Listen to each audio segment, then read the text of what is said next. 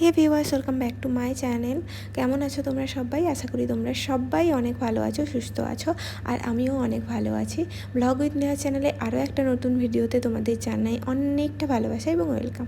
তো এই ভিডিওটা যে দেখতে পাচ্ছ, এই ভিডিওটা কিন্তু শ্বশুর বাড়িতে যেদিন গিয়েছিলাম সেই দিনের ভিডিও। এই ভিডিওটা পোস্ট করতে আমি একদমই ভুলে গেছি, আর এডিট করাও ছিল না, সেই জন্য একদমই ভুলে গেছি। এটা কিন্তু যখন শ্বশুর বাড়িতে ছিলাম সেই সময়কার ভিডিও দেখতে পাচ্ছ তোমরা। আর শ্বশুরবাড়ি আমি কিন্তু এখন রিসেন্ট যাব, মানে 2 তারিখ যাব, জুনের 2 তারিখ যাব, একটা বিয়ে বাড়ি আছে, সেই জন্যই যাব। তো সেই ব্লগ তো তোমাদের সাথে অবশ্যই শেয়ার করব। তো চলো, আজকের ব্লগটা কিন্তু অনেক ইন্টারেস্টিং হতে চলেছে, তো কেউ স্কিপ না করে কিন্তু ফুল ব্লগটা দেখবে। তো দেখতেই পাচ্ছ, এখন মানে দুপুরের দিকে যেহেতু পৌঁছেছিলাম শ্বশুরবাড়িতে, এখানে সকালে বেরিয়েছিলাম, তো সেই জন্য দুপুরের খাওয়া দাওয়া করে বসে পড়েছিলাম বিকেলবেলা। মানে এটা যে দেখতে পাচ্ছ, এটা কিন্তু 3টার দিকের করা ভিডিও। তো বিকেল 3টার সময় ওখানে বসেছিলাম, আর বৌদি নিয়ে এসেছিলো আম, মানে ছোটো ছোটো আমগুলো যেগুলো পড়ে গেছিলো গাছ থেকে। শ্বশুরবাড়িতে আমের গাছ আছে, তো সেই গাছ থেকে যেই আমগুলো পড়ে গেছিলো সেগুলোকে কেটে ভালো করে লবণ দিয়ে রাখা ছিল আর কি। তো সেটা নিয়ে এসে বৌদি বলছিল যে খাবে, তো আমি বললাম নিয়ে আসো তাহলে। আর টক খেতে তো আমি ভীষণই ভালোবাসি, সেই জন্য নিয়ে এসেছিলো, আর আমি বেশ কটা খেয়েওছিলাম, বেশ ভালো ভালো লাগছিলো, বেশ টক লবণ দেওয়া ছিল, সেই জন্য কোনো প্রবলেম হয়নি। আর ওই যে ফটোগুলো দেখলে, ওইগুলো তো আমার রিসেপশনের ফটো, তোমরা নিশ্চয়ই দেখে চিনতে পেরে গেছো ফটোগুলো। আর এদিকে দেখো দুষ্টু বাচ্চার কাণ্ডটা, ওকে যেই না বলেছি যে নাম বলতে হবে, উনি ওরকম করছেন।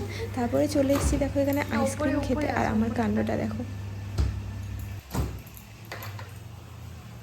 এটা তো বেরোচ্ছি না।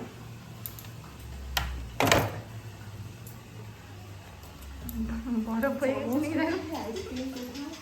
এটা দেখাও ফ্রিজে। ওগুলো কিছু দরকার নেই, এগুলো কি ওগুলো সব মার্শালের, ওইগুলো কিছু রাখানোর দরকার নেই। লোক ভয় পেয়ে যাবে দেখে। ওরে এত খাবার আছে ফ্রিজে, কিন্তু কিছুই নেই। এত খাবার আছে কিন্তু কিছুই নেই। তুমি খাবে কি একটু? না না না, এই যে একজনকে দেখো,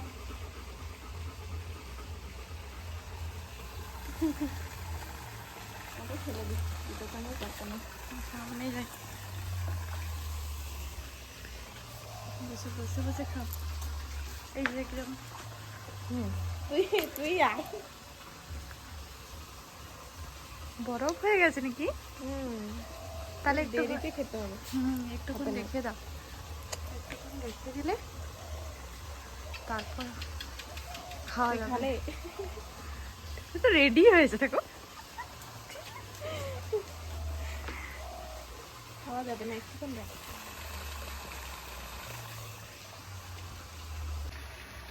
আসেনি এখনো, দুজনকে দাও। আমি আছি, আমি রান্না করছি না, তাও এটা নিয়ে নতুন সংসার।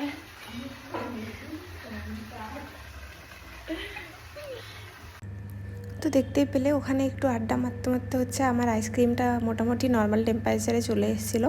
তো আইসক্রিমটা আমি ফার্স্ট খেয়ে নিয়েছি। আর মার্শালকে দেখলে ও সব জায়গায় আমরা যেখানে যাব পিছু পিছু ঘুরতে থাকবে, আর কেউ যদি কিছু খায় তাহলে তো আর কোনো কথাই নেই। তারপরে দেখো আইসক্রিম খাওয়ার পরে বৌদি ভাই আর আমি মিলে বসে গেছি এখন একটু ফলাহার করতে। ফলাহার বলতে একটু আঙুর খাচ্ছিলাম আর কি। আঙুরগুলো ফ্রিজেই রাখা ছিল, ওগুলোও ঠান্ডা ছিল, সেই জন্য জলে দিয়ে তারপরে কিছুক্ষণ রাখার পরে তারপরে দুজন খাচ্ছিলাম, আর বসে বসে গল্প করছিলাম। আঙ্গুর খাওয়ার পরে ওই যে দেখো মার্শালের কথা বলছিলাম, ও দেখো আমরা যেখানে বসে আছি ও ওখানেই থাকবে। দেখো এখানে আমরা ফোন ঘাঁটছি, গল্প করছি, কথা বলছি, তাও ওখানে ও এসে গল্প শুনবে আর দাঁড়িয়ে আছে দেখো পেছনে, ভাবছে যে আমরা কিছু খাচ্ছি, তো সেই কারণে ও ওখানে দাঁড়িয়ে আছে। আর ওইদিকে দূরে দেখো তোমাদের দাদা ভাই দাঁড়িয়ে আছে, বিকেল হলেই ও ওখানে চলে গেছে। ওইটা আমার শ্বশুরের বাগান চাষ বলতে সবজি চাষ করে ওই মাঠে, সেই জন্য ওখানে গিয়ে দাঁড়িয়েছিল। তো ওখানে সন্ধ্যাবেলা গিয়ে দাঁড়িয়ে থাকে, আমিও যাই, ওখানে বেশ ভালো হাওয়া দেয়, এই জন্য সবাই গিয়ে একটু বসে ওইখানে। ওইসব করতে করতে সন্ধ্যা হয়ে গেছিলো। সন্ধ্যাবেলায় বৌদি ভাই এখানে সন্ধ্যা দিচ্ছিল, আর এদিকে একজনের কাণ্ড দেখো, বসে আছে আর এইসব করেছে।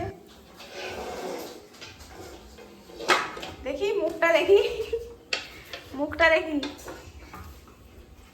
আর এদিকে চলছে ভাজা।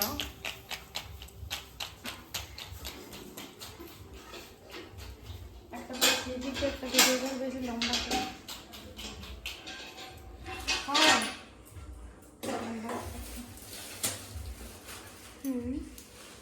ওকে দিয়ে দাঁড়াও কুটু ওইগুলোই খাবে ও। সাবাস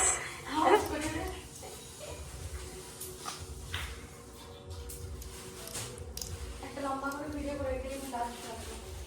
আচ্ছা শ্বশুরবাড়িতে মোটামুটি এইসব করতে করতে ভালোই টাইম পাস হয়ে যায় আমার। আর যেহেতু বৌদি ভাইরা এখন বাড়িতে আছে, কোয়ার্টারে যায়নি, তো সেই জন্য কিন্তু হচ্ছে ভালোই আমার গল্প করার লোক আছে, সেই জন্যই কিন্তু যেতে ভালো লাগে। যেখানে কেউ থাকে না গল্প করার মতো সেখানে মানে গিয়েও মজা লাগে না, যে কেনই বা যাবো আর কি হবে। তো সবাই থাকে বলে সেই জন্যই ভালো লাগে, স্পেশালি বৌদি আছে তাই সেই জন্যই ভালো লাগে। ওর সাথেই গল্প করতে করতে মোটামুটি টাইমটা কেটে যায়। আর দেখো এই যে পকোড়াগুলো ভাজা হয়েছিল, পকোড়া না সরি চিপসগুলো ভাজা হয়েছিল, তার তেলটা বাটিতে রাখা। আর এখন কিন্তু রাত্রিবেলার জন্য আজকের মেনু হচ্ছে চিকেন। তো চিকেন রান্নাটা চলছে, বৌদিভাই করছে চিকেন রান্না, আমি এত বেশি পারিও না ভালোভাবে। তো চিকেন রান্না করতে করতে হচ্ছে একটু গল্প করছিলাম, মানে গল্পের কোনো শেষ নেই। তো দেখো তারপরে এদিকে লাইটটা আসছে না, হেজি হেজি